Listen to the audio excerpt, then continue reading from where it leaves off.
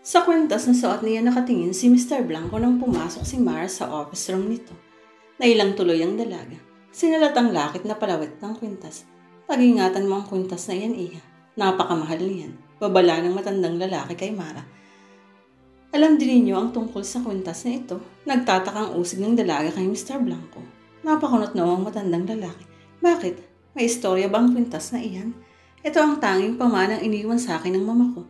Ang sabi niya, ipakita ko lang daw ang kwintas na ito sa mga taong itinuro niya sa akin para ko lapitan sa gitna ng kagaybitan at hindi raw ko bibiguin. Habang nagsasalita siya ay nakatitig ang dalaga sa mukha ng karap. Sa tingin niya ay nakahinga ng maluwag si Mr. Blanco pagkarinig sa paliwanag niya. Hindi ko alam kung bakit ganun ang sabi ng mamutungkol sa kwintas na ito. May alam ba kayo, Mr. Blanco? Napalunok ang matandang lalaki bago sumagot. Ang alam ko lang ay mataas ang kilatis ng gintong ginamit sa kwintas, lalo na sa lakit na palawit. Alam ko rin na espesyal ang disenyo ng kwintas at lakit na iyan.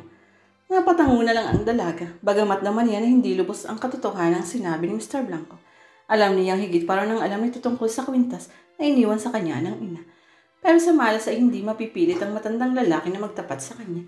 Isa pa hindi naman dahil sa kwintas ang ipinunta niya sa opisina ni Mr. Blanco. Nangangailangan siya ng trabaho. Pagkaabot niya ng pinirmahang application form sa matandang lalaki, ay kaagad nag-abiso si Mr. Blanco. Pwede ka nang magsimula bukas, Iha. Magpapalabas ako ng isang desk sa swivel chair para maging pwesto mo. Hindi na ako magti-test, sir, namamanghang tanong ni Mara.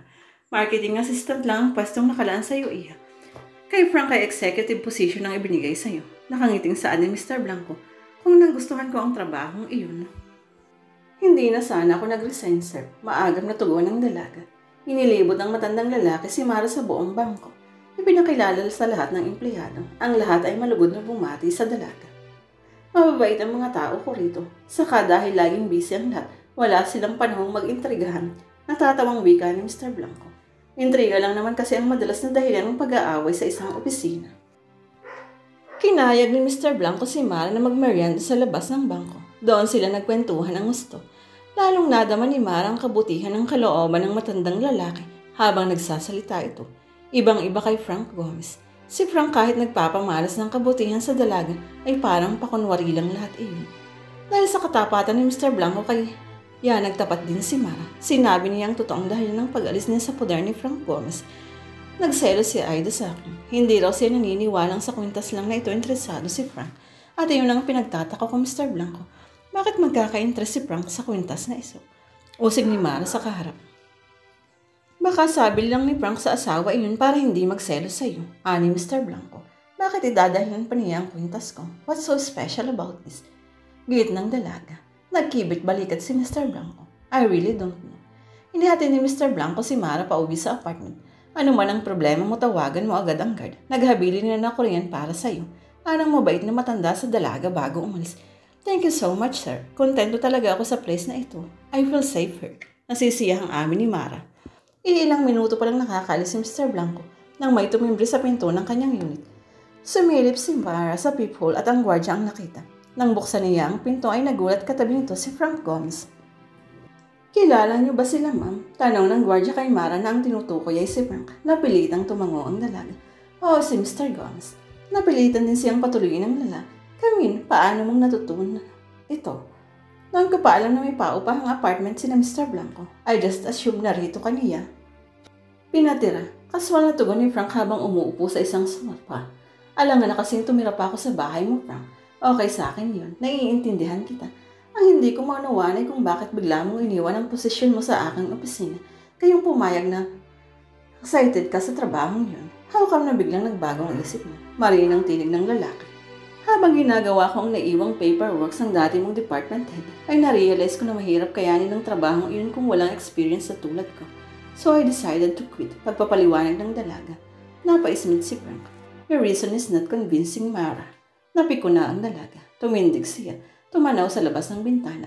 Nakita niyang nakabantay sa may pintuan ng kanyang unit ang security guard na wala ang kanyang kaba. Sandali lang, Frank. Hinging pauman, hiniya sa lalaki at mabilis na tinungo ang kanyang silid. Nang bumalik siya sa sala ay formal na ipinakita kay Frank ang kasetip na napulot ng janitor sa basurahan ng opisina ng lalaki. It happened to take hold of this, Frank. Dapat sana itinapon mo ito sa isang lugar na hindi talagang mapupulot pa. Patoy ang wika ni Mara habang nakatitig sa namumutlang mukha ng lalaki. I'm a curious woman, Frank. At the same time very observant and analytical. Formal na patuloy ng dalaga. But I also know how to keep dark secrets. Walang masabi si Frank Gomez. Nakatitig lang sa kasetip na hawak ni Mara. Namumutla at gumigiti ang pawis sa noo. Iniabot sa kanya ng dalagang kasetip. Take this, Frank. I'm willing to forget about this kung ipapakangkong mo rin na hindi mo na ako guguluhin pa. Kinuha ng nanginginig na kamay ni Frank ang tape. Bahala na ang Diyos sa'yo at sa konsensya mo, Frank. Pahabol na wika ni Mara nung palabas na ng apartment ng lalaking hindi lumingon sa kanya. 2 linggo nang namamasukan si Mar sa Manila Corporate Bank nang dumating mula sa London ang anak ni Mr. Blanco na si Marvin. Nagyaya ang matandang lalaki na kumain silang tatlo sa South Villa sa Makati. Ayaw nitong anak ko ng malaking ibinida para sa kanya, kaya tayong tatlo na lang magsa-celebrate iya. Ani Mr. Blanco kay Mara na kumakain na sila. Alam mo namang wala akong hilig sa sosyalan, Papa. Sabi ng binata sa ama. Saka more than enough naman ang special guest natin ngayon. At masuyong umiti si Marvin kay Mara. I really feel proud being here. Imagine, wala talagang ibang imbitado kundi ako lang. Masayang wika naman ang dalaga. Kilala rin kasi ni Marvin ang mama mo, Iha. Noong nag-aaral pa rito, si Marvin ay lagi niyang nilalapitan ang mama mo kapag may kailangan silang project study sa school. Pagpapaliwanag ni Mr. Blanco kay Mara. And your mother was always very helpful. Ayon ni Marvin. Bakit hindi ang papa mo ang nilalapitan mo? He's also a businessman. Tanong ng dalaga. Mas malawak ang experience ng mother mo dahil business empire ang hawak niya. Her business experience were more interesting. Maagap na tugon ni Marvin. Sayang nga at nauwi rin sa wala ang mga pinaghirapan niya. She died a poor lady. Malungkot na sambot ni Mara. Nagkatinginan sina Mr. Blanco at Marvin. Napansin niyo ng dalaga. Tumawa siya ng mapula. Hey! Have no mercy on me. Ayoko nang kinahahabagan. Besides, hindi naman napakaaba ng lagay ko bilang empleyada sa bangko. Itinawid ni Marvin ang maling akala ni Mara. Kaya kami nagkatingin ng papa ay dahil may plano sana kami nakasangkot ka. Plano? Kasama ako. Nababagang sabi ng dalaga. Si Mr. Blanco ang nagpaliwanag ng gusto kay Mara. Balak ni Marvin na magtayo ng sariling negosyo At dahil daw anak ni Doña Clara ay may swerte sa negosyo. Plano sana niyang alukin ka na sumosyo sa kanya. Bago nakapagsalita si Mara, ay dinutungan ni Marvin ang paliwanag ng ama. Of course, wala kang perang i-invest, Mara. Gagawin kitang industrial partner. Hindi mo pa kulbos na kilala ay pinagtitiwalaan mo na ako ngayon ganyan, Marvin. Hindi makapaliwanag saan ng dalaga. Very close ang papa ko at ang mama mo. We know your mother very well. Dahil dyan kaya kami nagtitiwala sa'yo. Masigasig na pahayag ng binata. I am interested and excited over that proposal. Kaya lang, doubtful ako sa sarili kong kakayahan, Marvin. Sir, tulad ng iyong mama, I'm sure mayroon ka ring business acumen, Iha. At wala kang gagawin kundi ang sabayan lang ang kilos ng anak ko. He's a workaholic. Nakangiting wika ni Mr. Blanco sa dalaga. Masipag din ako, sir. Basta gusto ko ang ginagawa ko. Maagap na sambot ng babae. So what are you waiting for? Magsimula na kayong magnegosyo. Nagbibirong udyok ng matandang lalaki. Nagtawanan ng dalawang kabataan. Para bang ang pagnenegosyo ay kasing dali ng pagtitinda ng chicharon badya ni Marvin. Ganun nga siguro ang tingin ng mga business experts sa tulad ng papa mo. Sagot naman ni Mela. Mara, pagkatapos ng munting selebrasyon na nagpresenta si Marvin na ihahatid ang dalaga, nagpaunang umuwi si Mr. Blanco na dala ng sariling kotse niya. Tumuloy si Marvin sa apartment ni Mara. Inilahan niya sa dalaga ang mga plano at mga ideya niya para sa bubuksang negosyo. Magaganda at malalawak ang sakop ng kanyang mga plano. Trading company ang balak niyang establish. Pwedeng magbenta ng kahit anong available sa market at in demand sa consumer side. Habang naglalahad ang binata tungkol sa mga plano niya, ay nabuboard na si Mara. Naiisip niyang dapat ay mag-usap naman sila ng binata tungkol sa ibang bagay. Halimbawa ay tungkol sa mga personal nilang buhay o sa mas experience nila habang nasa abroad. Masasayag din sana yun. Pero seryoso si Marvin sa pagsalita. Puro negosyo ang nasa utak nito. Pinaghikaba na tuloy siya ng nababagot na dalaga. Inaanto ka na yata Pansin ang binata kay Mara. Medyo nga, sorry, amin ang dalaga.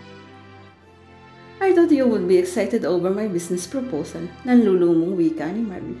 Of course, I'm excited. Lalo pat kinukumuha mo akong kapartner. But I thought also na bago tayo maging magkasosyo, ay dapat siguro maging magkaibigan muna tayo. Tahasang sagot ni Mara sa binata. Hindi ba sapat na magkaibigan ng mga partners natin? Kunot noong tanong ni Marvin. Ang mga parents natin. Pero tayo, we hardly know each other. Ngayon lang tayo nagkakilala.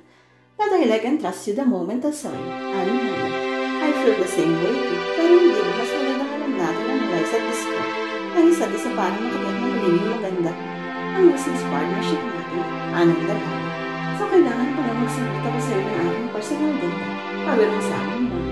Ngunit, kung mag-uusap tayo ng medyo personal, sa ganun ay mahuhuli natin kapag paano ang tunay na character ng isa't isa. Kailangan siguro lumabas tayo minsan ng tayong dalawa. What do you think? Suggestion ng binata sa dalaga. That's a well idea. Sang-ayon ni Mara. Kung wala kang day sa Sunday, let's go out of town. Maganda raw ang view sa Vista del Mar. Anong oras mo kasusunod? Masiglang tanong ng dalaga. Gising ka na siguro ng 7. Ang galing ang set ng alam. Nakalis na si Marvin ng masaya sa pa rin ng pakiramdam niya. Sa sarili ay nangyayari. Kaya lang siya na ako sa sisinag. Inaasam niya sana na kalapit sila ng susunod. Hindi lang bilang